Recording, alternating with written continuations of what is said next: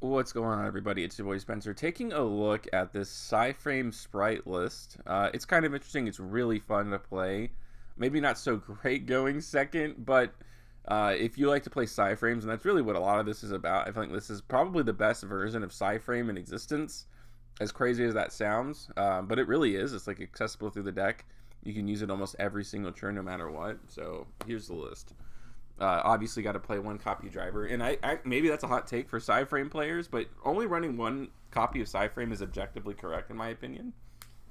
You can get rid of this card through so many different ways, and you don't obviously ever want to see this in multiples. It's like game ending if you do. One copy of Gamma, really unfortunate this card got limited to one. I understand why. It's like really good, but it's also searchable from the deck. You know, you can just bring it out through with Gigantic, and it really ends up working out like that. This is Psy-Frame Gear Delta. This is the Spell Negate. You can run more copies, but if it's the idea basically is that if you open the other one, you can just search whatever one is like in your hand. You can search the other one too. And Delta is really good. It's like super like kind of underrated when in terms of going second. You're playing against Fallen of Albaz and really just anything. There's so many good power spell cards. It's like spell cards kind of run the meta right now. I feel like in a sense of that, some of the best cards, Theosis, the field spells that are out right now. Like I talked about, the Fallen Albaz fusion. There's a lot of applications for this card. It can win you games for sure. 2 copies of Joel and Lockbird and 2 copies of Dark Ruler. I tried to go for some of the more higher impact, some more generic ones, and obviously you can see here there aren't a lot of going second cards. There's plenty of options that you can do to run more. Like you could take out Nemesis Flag. I just really like it because if you are going second and you use like something like Psy-Frame Gear Gamma and these cards get banished, that's obviously bad. Like I said, I only run one driver, as you can see. So the idea is that you can shuffle back the driver and use it again if you go through Nemesis Flag, and that's what I really like. Also, like this is a good extender because naturally the Sacred Beast banish themselves for their effect, or at the very least Chaos Summoning Beast does. So this ends up being a pretty decent extender from the hand. But if you did want to run more, this is like definitely one of those options, like where I could see that happening. Going on, let's just keep going here. So let's just go over the Spright engine really quick. So that's 1 copy of Jet, 1 copy of Red, 1 copy of Blue, 1 copy of Carrot. Maybe a little bit less traditional, but in the sense that you just like the Spright engine is so accessible. You're going to be drawing 2 cards a lot of the times, through Fallen Paradise. And you already have cards like Starter, you have cards like Blue. Or, excuse me, Gigantic. The whole engine, like, if you see one of the cards, it's a good thing. So, you definitely don't need to run a lot of copies. That was, like, one thing I was doing at first. And if you wanted to get rid of the Psy-Frame stuff, of course, like, that also just, like, opens up the ability to do it. But I just, like, really like the way that this deck works. And I feel like the Psy-Frame stuff really adds a lot to it. And you don't need to run more stuff, like I said. You're going to be going through half your like, almost literally half of your deck. I think you'll have, like, 22 cards left to 24. And then you can activate Fallen Paradise. So you've gone through, your Nimble Angler. You've gone through all these different cards. So many of the Dark Beckoning Beast cards, right? The Sacred Beast stuff. The only cards you're going to see off the top are good cards. And a lot of the times that's going to be like Spright Starter. It's going to be Blue or Jet. Like all these really good things. So you don't really need to run anything else. So going on to, I talked about Nemesis Flag, the 2 of Nimble Angler with 3 Nimble Beaver. Like you kind of just have to. And a lot of the times, like this can just be something that you shuffle back, through Herald of Pure Light, which is a really interesting card.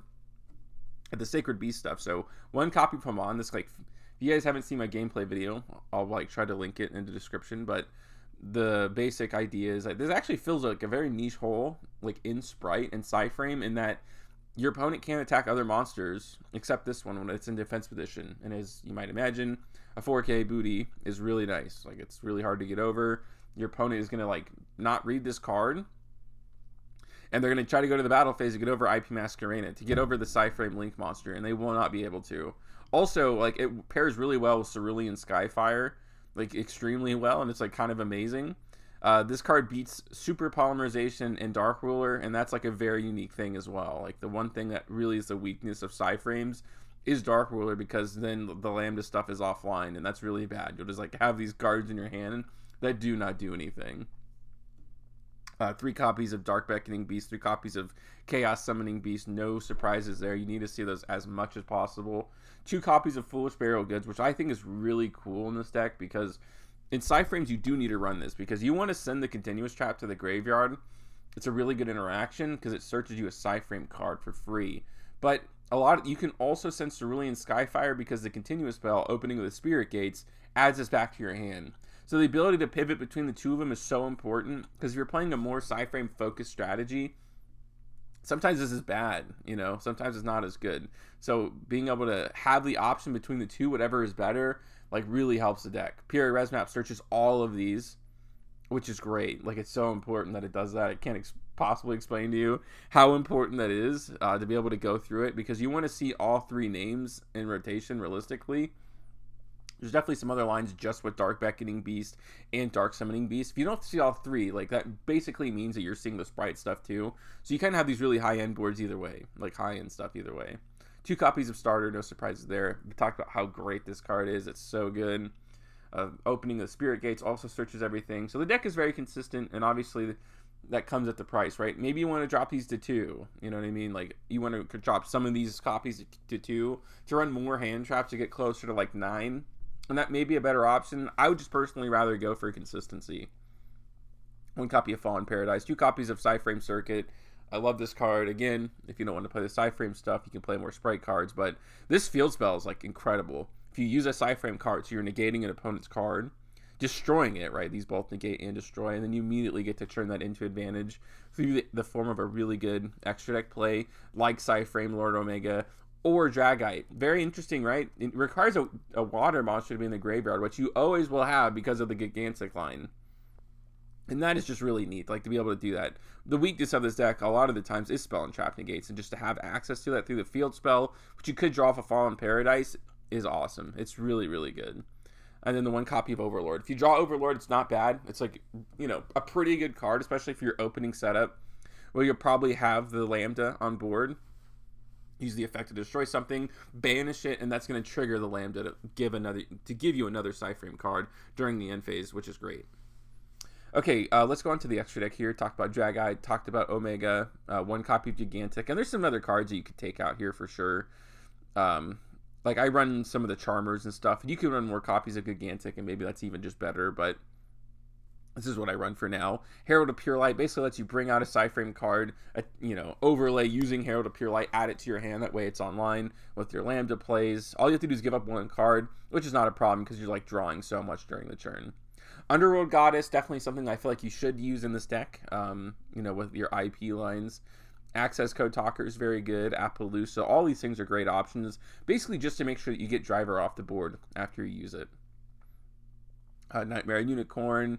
I run the Dark and the Light Charmer. Again, these are probably 2 ones that you can take out. These are just like tech options, although they have like really come in handy for me a lot of the times. This is Lambda, Spright Sprint, IP Masquerena, Relinquish Anima, like going second, another like really probably good option to take out. Maybe even, you can put this on the side if you really want to.